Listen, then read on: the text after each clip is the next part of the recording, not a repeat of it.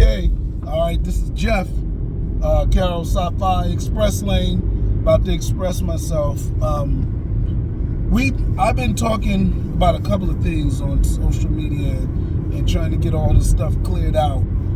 But one of the things I was talking about was this racism in science fiction and the different layers of it. So like racism can simply be racist, right? Racist people who are racist. And that is more than just the writers. That can be people in the industry, of course, editors. Oh, they don't let me put my black character on the cover of my book. That used to be a real big thing, right?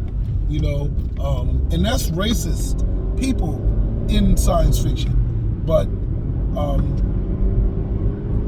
I also think we need to deal with the racism in the stories of science fiction.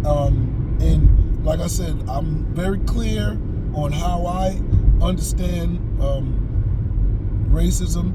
I understand it to be the fear of black people, so it manifests itself in white superiority stories, white dominant stories, stories that hate on black people, or black and brown people, black and brown culture, black and brown places like Africa. And it's really weird how it manifests itself. So when you talk about space stories, putting black people in space is will affect white fragility, right? If there's a thing, you know, they say, oh, don't worry, Florida don't teach American history because of white fragility. Well, what does that mean? It triggers a sense of fear, right? Wow, we did all of this, we feel bad. You know, they're feelings, right? White fragility, white feelings. So we don't want to be plagued with all this guilt that we didn't do, that our parents and ancestors did, you know, regardless of whether it's true.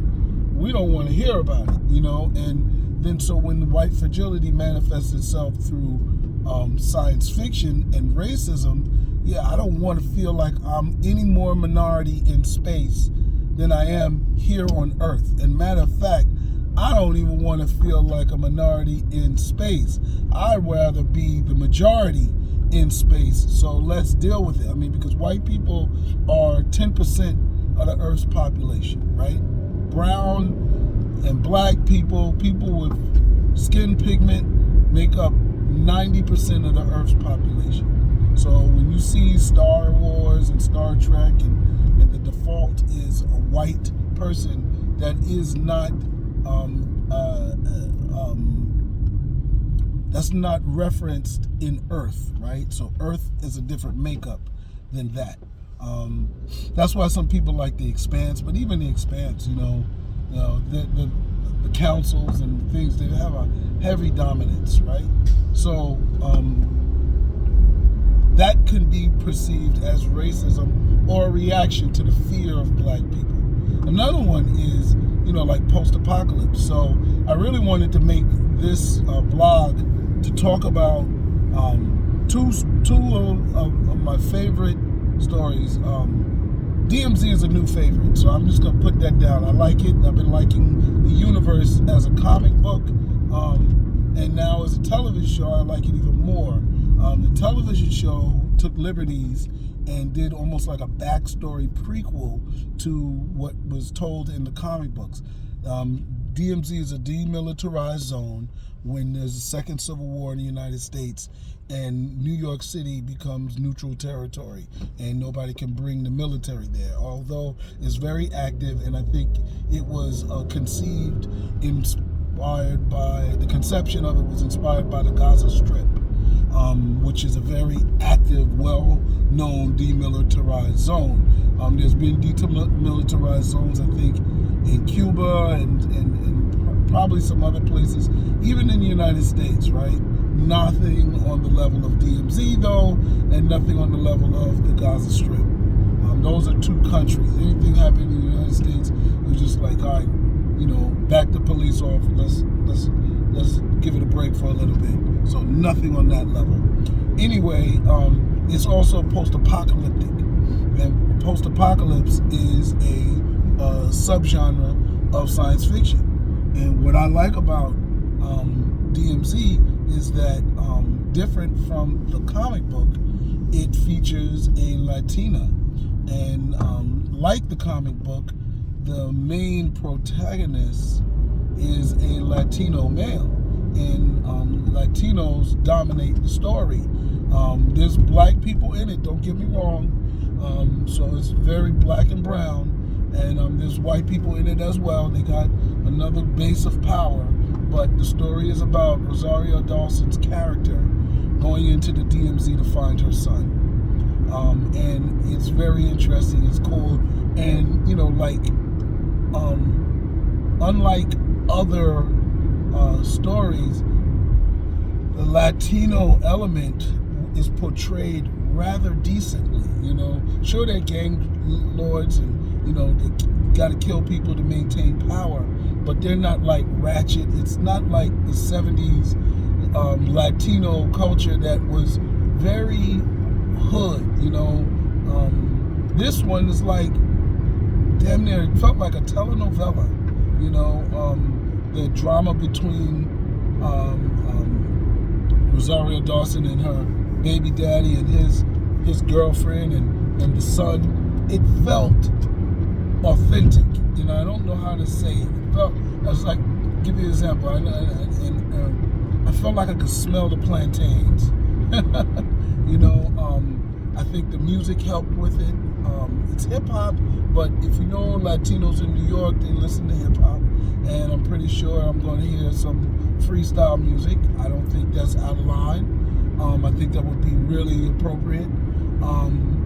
But yes, so here's an example of so that's groundbreaking for that cast, right? Groundbreaking because they took and changed the story just to make it Latino, because the comic book just features the Paco, the male protagonist in the story, and that's it. And it's a reporter that came in, a white reporter that came into the DMZ, and the story follows his lead. Anyway, contrast that story to one of my favorite space movies, Starship Troopers, written by Robert Heinlein. I remember his name now. Now, Robert Heinlein is a notorious racist sci-fi writer, right? So there's reports of him making racist comments, and acting racist in conventions. Samuel Delaney testified to that. But there's also evidence in his stories. He wrote one of the most racist science fiction books, also set in the post-apocalypse, called Farnham's Freehold, where black people is eating white people and impregnating their wives in the post-apocalypse. So if that doesn't stoke black fear, I don't know what could do it. Anyway, he also played on race, and his play on race was subtle, right? So the fear that the future will be black and brown is a fear of black people. It's the core fear. You don't have to do anything except, kiss them and have children by them, and you will be eliminated, white people, because black and brown genes are dominant, and if you engage with them, there'll be no more white people in the future. Barack Obama is testament to that. You know what I'm saying? So I don't know what Tiger Woods is testament, because he's Asian, but there you have it. So in Starship Troopers, the book, it takes place in Buenos Aires, South America, right? And all of the characters are Latino or brown people, right?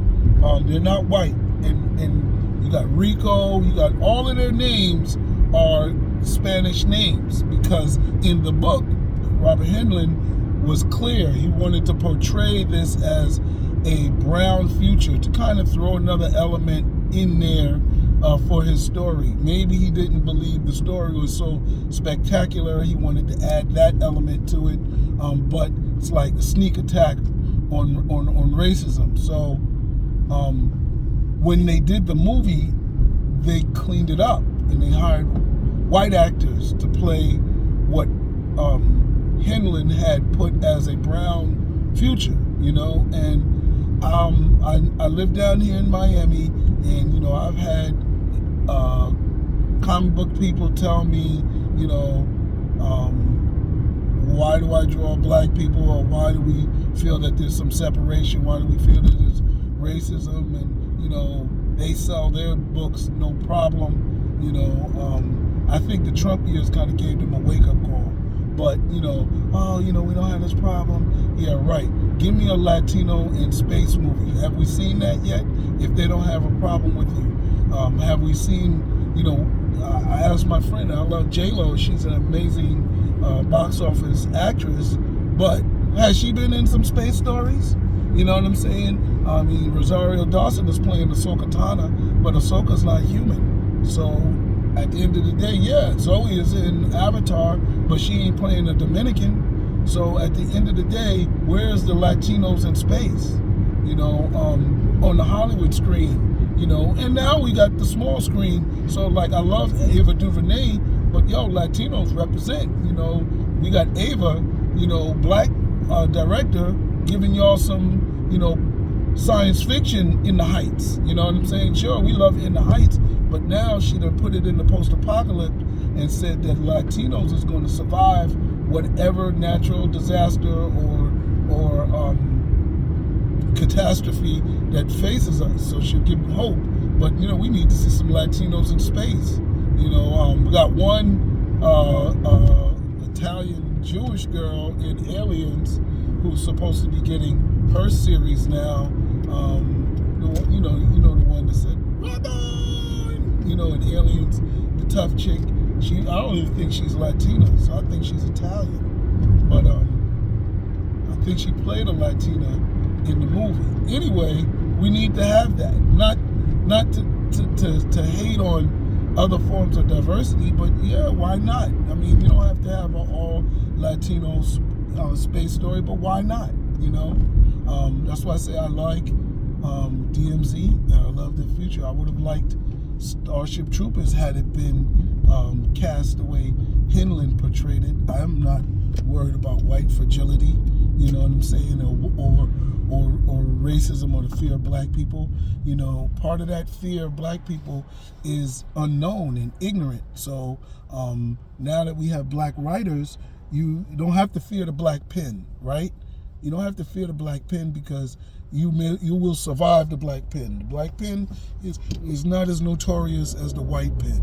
We haven't penned anything as racist as the white writers have. At least not yet, and not really to my knowledge, you know. And I don't claim to know all the black writers out here, because there's a lot of them, thank God, now, more than I could know. But before, it used to just be a few, and you could know them all. Anyway, I want to conclude with that. I wanted to get my DMZ comment out. I have some other stuff that I wanted to talk about, you know, but I'll save that for later this week. All right, y'all. Sci-Fi Express Lane, Jeff Carroll. Like, subscribe, share, all that. Comment. Guys have been doing really good. My little Egypt one was amazing. I'm going to do another Egypt one, or something similar to that, or something in reaction to that. So later. But yo, thank you. Peace.